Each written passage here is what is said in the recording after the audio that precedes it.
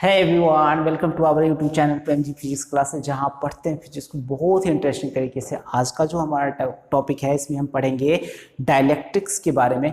Dielectrics and polarisability, जिसको polarization vector भी बोलते हैं, पोलराइजेशन भी बोलते हैं। ओके, तो पोलराइजेशन डेंसिटी, ये भी टर्म इसका आता है। तो पोलराइजेबिलिटी एंड डाइलेक्ट्रिक्स के कॉन्सेप्ट को समझेंगे। सबसे पहले जानेंगे कि डाइलेक्ट्रिक्स कहते किसे हैं, उसके बाद उसके टाइप्स कितने होते हैं। Then we will study about how the dielectrics effect the original electric field. Original electric field को कैसे प्रभावित करता है डाइलेक्ट्रिक्स, इसके बारे में पढ़ेंगे। उसके बाद हम रिलेशन निकालेंगे, मतलब पोलराइजेबिलिटी समझ के उसके बाद पोलराइजेबिलिटी एंड डाइलेक्ट्रिक कांस्टेंट के साथ ससेप्टिबिलिटी के साथ रिलेशन निकालेंगे। तो एक बार सबसे पहले ये समझने की कोशिश करते हैं कि डाइलेक्ट्रिक कहते किसे है। देखिए, डाइलेक्ट्रिक किसे कहते हैं?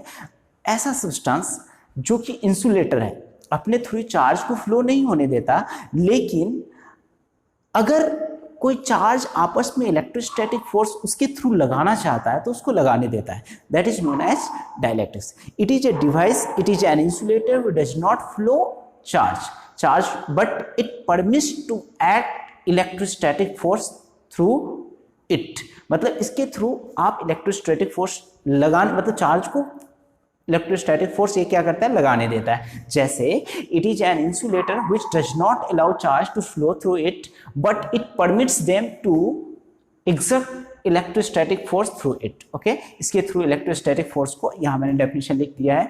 Glass, wax, water, air, wood, rubber, ये सब क्या है? डाइलेक्ट्रिक्स है। ओके, अब डाइलेक्ट्रिक्स जो होते हैं वो दो तरह के होते हैं, एक पोलर डाइलेक्ट्रिक्स और दूसरा नॉन पोलर डाइलेक्ट्रिक्स। ओके, अब पोलर डाइलेक्ट्रिक्स क्या होता है? जिसके पॉजिटिव आयंस, ऐसे डाइलेक्ट्रिक्स जिसके पॉजिटिव आयंस नेगेटिव आयंस के सेंटर ऑफ मास क्या करते हैं? आपस में कॉन्साइड करते हैं। Positive ions of polar dielectrics does not कॉन्साइड with negative ions, या तुम यहां लिख सकते हो कि centre of mass of positive ions. Okay, centre of mass of positive ions, यहां लिख सकते हैं centre of mass of positive ions does not कॉन्साइड with negative ions, negative ions के साथ कॉन्साइड नहीं करता। दूसरा चीज जो है ना, ऐसे ही है, सेंटर ऑफ मास ऑफ, जैसे इसको समझते हैं, जैसे HCl है ना, इसका आयंस बनाइए H+ NCl-, ये दोनों की साइज अलग अलग होंगे, डिफरेंट होगा, और एक दूसरे को कॉन्साइड कभी नहीं करेगा, क्योंकि एक स्मॉलर है, दूसरा क्या है? लार्जर है, तो दूसरे एक दूसरे को कभी कॉन्साइड नहीं करेगा। ओके, तो अगर कॉन्साइड नहीं करता है तो उस वाले सिचुएशन में क्या होता है? पोलर डाइलेक्ट्रिक्स होता है। ठीक है, अगर कॉन्साइड कर जाए, जैसे O2 है, तो O2 है, OO आपस में ब्रेक होकर के जब आयंस बनाएंगे तो एक दूसरे को ओवरलैप कर लेगा आराम से। ये भी क्या करेगा? एक दूसरे को कोइंसाइड करेगा। N2 भी, CO को भी ब्रेक करें तो वो भी लगभग एक दूसरे को कोइंसाइड कर लेगा। तो ऐसा सिचुएशन वाले जो डाइलेक्ट्रिक होते हैं उसको नॉन पोलर डाइलेक्ट्रिक कहते हैं। मतलब दो, अगर आयंस जो है ना उसके आपस में कॉन्साइड नहीं करे तो पोलर है, और अगर कर जाए तो क्या है? नॉन पोलर है। ठीक है, अब हम देखते हैं कि कैसे डाइलेक्ट्रिक्स एक्सटर्नल इलेक्ट्रिक फील्ड को रिड्यूस करता है या प्रभावित करता है। ओके, इसमें क्या है? Reduction of electric field by polarisation of a dielectric. मतलब हम क्या कर रहे हैं? पोलराइजेशन करके। कैसे? ये देखो, एक थोड़ा सा टर्म समझ लो, पोलराइजेशन और इंडक्शन में अंतर होता है।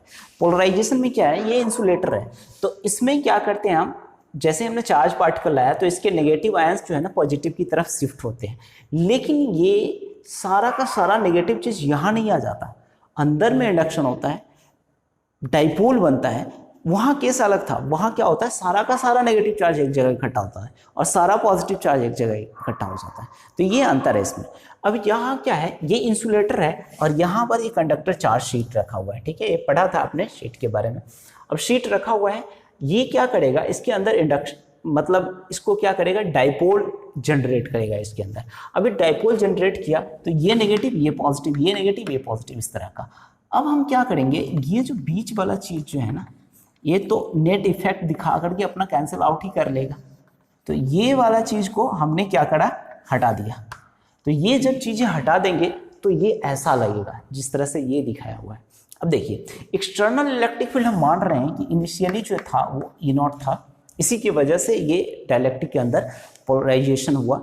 ठीक है, सॉरी, जो डाइपोल मोमेंट का जनरेशन हुआ है, अंदर में, वो इसी की वजह से, ई नोट की वजह से ही हुआ है। ठीक है, यहाँ पर क्या हो रहा है, डाइपोल एक्ट हो रहा है। ठीक है, तो ये इंडक्शन नहीं है, पोलराइजेशन हुआ है। तो पोलराइजेशन में क्या है, डाइपोल मोमेंट यहाँ जनरेट हुआ, यहाँ पर क्या हुआ, बीच वाले रीजन में ये चीज तो नेट इफेक्ट नल हो जाएगा, तो ये पॉजिटिव चार्ज इधर पॉजिटिव से नेगेटिव की तरफ आएगा और ये नेगेटिव पॉजिटिव की तरफ जाएगा।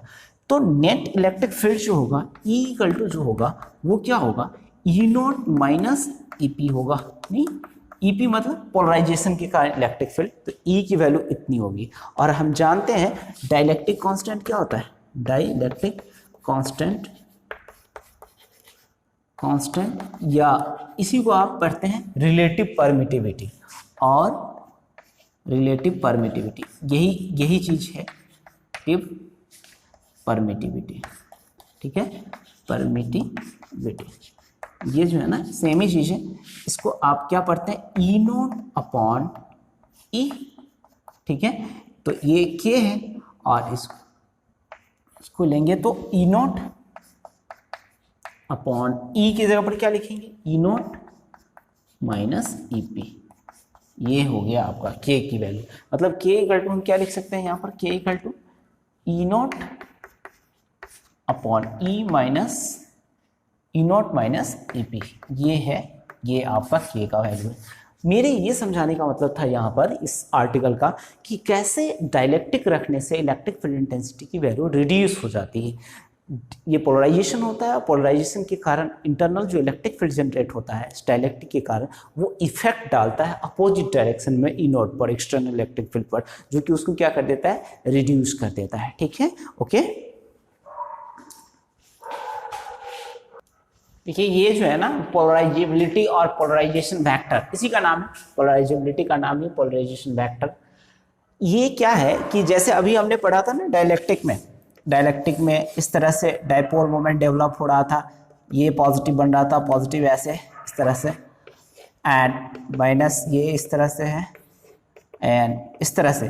तो ये जो है ना जितना चार्ज डेवलप हो रहा था पर यूनिट, मतलब जितना चार्ज डेवलप्ड इनटू डिस्टेंस, ये डाइपोल मोमेंट पर unit volume of a dielectric, unit volume of a dielectric जो है ना, ये क्या कहलाएगा, पोलराइजेशन डेंसिटी। मतलब ये जो जितना डाइपोल मोमेंट डेवलप हो रहा है, dipole moment of a dielectric क्या होता है, क्यूपी। मान लीजिए ये जो पोलराइजेशन हुआ था ना, इसमें एक चार्ज की वैल्यू जो है ना वो क्यू है, तो किसी एक चार्ज का मैग्नीट्यूड इनटू डी, जितना भी डिस्टेंस होगा उसमें, अपॉन वॉल्यूम क्या हो जाएगा, ए इंटू डी।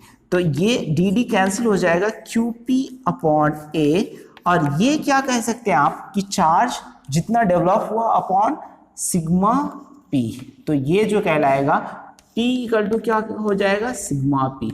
मतलब पोलराइजेशन इक्वल टू हम क्या लिख सकते हैं, सिग्मा पी लिख सकते हैं। ओके, अब ना इसमें एक कॉन्सेप्ट आता है, ये तो समझ में आ गया होगा, dipole moment developed in a dielectric per unit volume is known as polarisation density, polarisability, polarisation vector, इसी का नाम है। ठीक है, ये सब नाम इसी का दिया हुआ है। ओके, अब हमें ना इसमें एक कॉन्सेप्ट पढ़ना है इलेक्ट्रिक ससेप्टिबिलिटी का। इलेक्ट्रिक ससेप्टिबिलिटी क्या होता है, it is a measure of dielectric polarisability.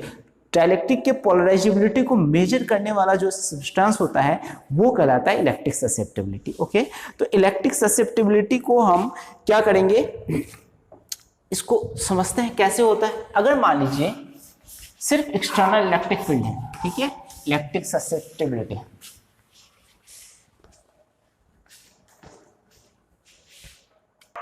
देखिए ये जो है ना ससेप्टिबिलिटी, इसमें क्या है, it measures the polarisability of a dielectric. Dielectric की पोलराइजेबिलिटी को मैंने इससे पहले डिस्कस किया था, इसके बारे में बताया। आप देखिए ये होता है क्या, अगर मान लीजिए इलेक्ट्रिक फील्ड ई अप्लाई करें तो E will be directly proportional to okay P K. ये ई जो होगा ना वो डायरेक्टली प्रोपोर्शनल होगा किसके, पी के। ओके, अब हमें ये जो है देख लीजिए, E is directly proportional to P, मतलब मान लीजिए इलेक्ट्रिक फील्ड ई है तो पोलराइजेशन जो होगा उसके अंदर जो पोलराइज होगा, मतलब इलेक्ट्रिक फील्ड ई है और ये डाइलेक्ट्रिक रखा हुआ है, ई इधर से इलेक्ट्रिक फील्ड है, तो इसमें जो पोलराइजेशन आएगा ना ई प्लस ऐसे करके ये तो ये जो इसमें इलेक्ट्रिक फील्ड में इसकी जो पोलराइजेशन होगा E is directly proportional to P, और E को हम कर सकते हैं ये P, ओके। इसको कहते हैं ससेप्टिबिलिटी, ससेप्टिबिलिटी, ओके, इसी का नाम है ससेप्टिबिलिटी, ओके।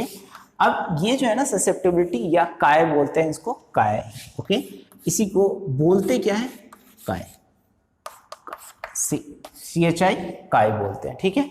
अब हमें ना इसमें एक रिलेशन निकालना है electric susceptibility and dielectric constant के बीच। हमें क्या करना है, रिलेशन निकालना है electric susceptibility and dielectric constant के बीच।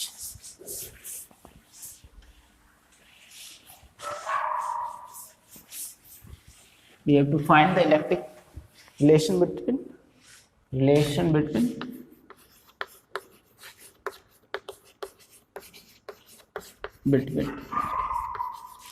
electric field and relation between dielectric constant K and chi, susceptibility के बीच रिलेशन है, ओके। तो ये समझ लीजिए, आपने अभी लिखा था E equal to E0 minus EP, ये तो आपने अभी लिखा है डायलेक्ट्रिक के केस में, ओके। तो E इक्वल टू आप क्या लिखेंगे, E0 अपॉन के, नहीं, और यहाँ sigma upon epsilon naught minus sigma P upon what, epsilon not, यहाँ लिख सकते हैं आप। और एंड ये EP का केस है। अब हम यहाँ पर लिख सकते हैं E0 के जगह पर क्या लिख सकते हैं, sigma upon epsilon naught K equal to sigma upon epsilon naught minus sigma P upon epsilon naught. देखो एप्सिलॉन नॉट तो कट जाएगा, लेकिन इसको हम इधर कर सकते हैं, तो सिग्मा P इक्वल टू ये हो जाएगा सिग्मा माइनस E0 कट जाएगा और सिग्मा अपॉन के हो जाएगा, ठीक है। तो EP equal to sigma into 1 minus 1 upon K, okay. अब हमें क्या करना है, सिग्मा की वैल्यू हम जानते हैं, वी नो, हमने अभी देखा है, जो P इक्वल टू क्या होता था, काई या सिग्मा डायरेक्टली प्रोपोर्शनल है, तो ये काई यहाँ पर है, E है, ओके। अब इस वाले वैल्यू को हमको यहाँ पर लिखना है, तो chi E equal to sigma into 1 minus 1 upon K, और यहाँ पर जब लिखेंगे तो काई E की वैल्यू क्या होगी, E0 upon K and sigma into 1 minus 1 upon K. उसके बाद हम लिख सकते हैं chi equal to sigma upon epsilon naught into K, sigma into 1 minus 1 upon K, okay. अब काई यहाँ पर लिख सकते हैं एप्सिलॉन नॉट के